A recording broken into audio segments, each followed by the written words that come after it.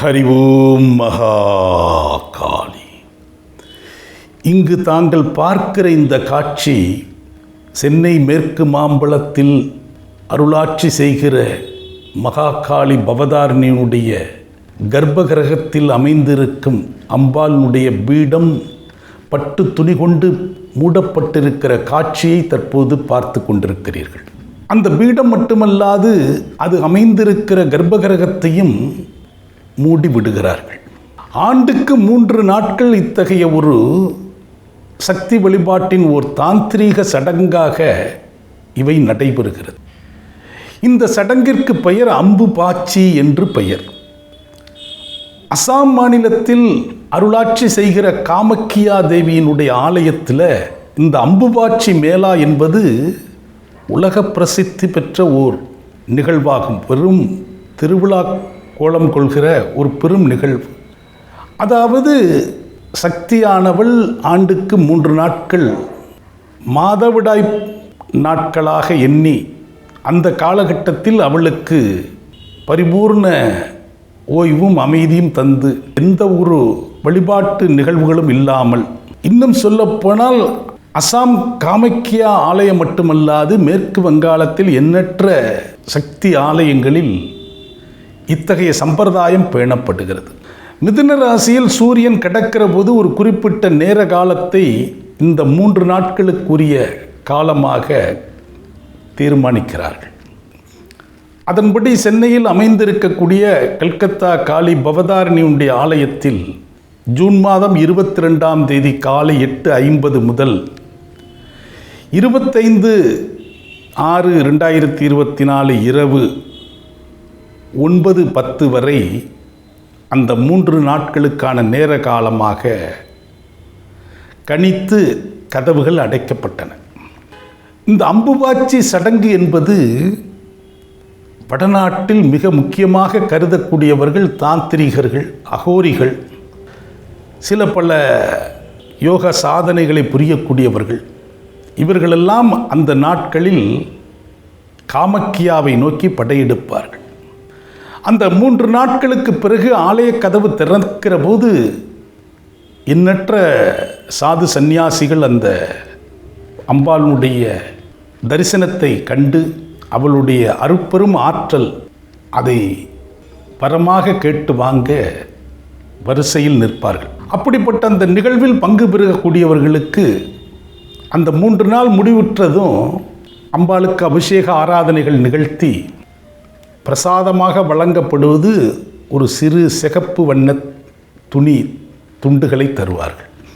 அத்தகைய ஒரு சடங்கு சம்பிரதாயத்தை அடியொற்றி வழிபாடுகள் நிகழ்ந்து வருகிற சென்னையில் அமைந்திருக்கும் கல்கத்தா காளி ஆலயத்தில் 3 நாட்கள் மூடப்பட்டிருந்த கதவுகள் 25 ஜூன் மாதம் இரவு 9:20க்கு திறக்கப்பட்டு அம்பாளுக்கு பலவிதமான புனித தீர்த்தங்களோடு விதவிதமான பானங்களோடு அபிஷேக ஆராதனைகள் நடைபெற்றது.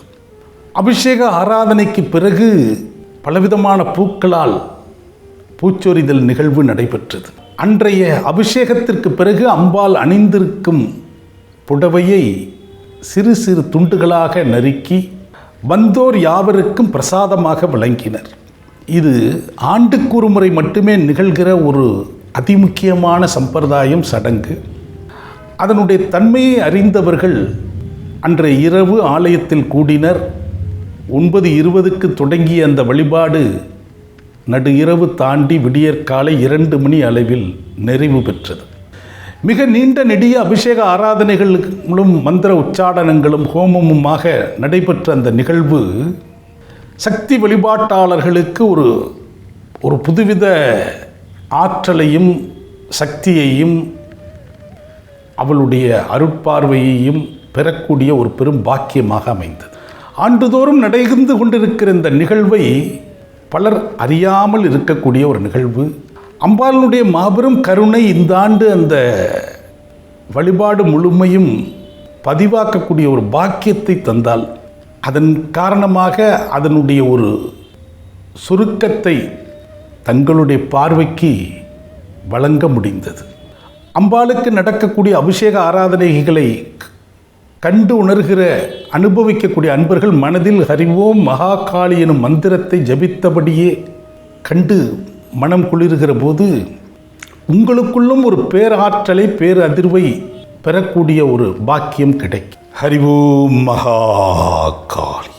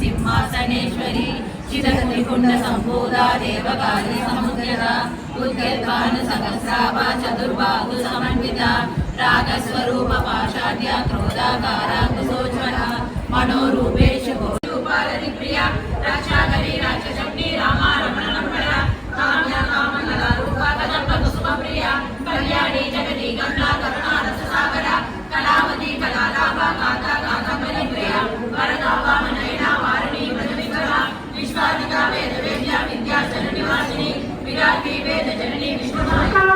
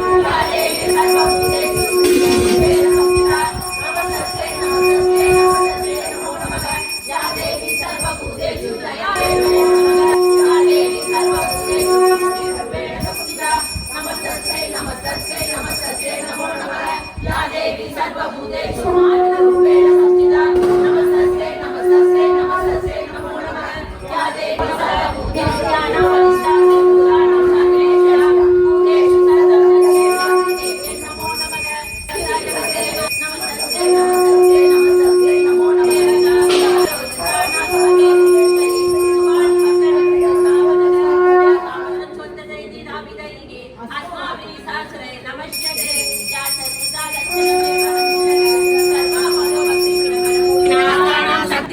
सनातने गुणाश्रये गुणमये नारायणे नमोस्तुते शरणागत दीनाथ परित्राण परायणे सर्वशास्ति हरे देवी नारायणे नमोस्तुते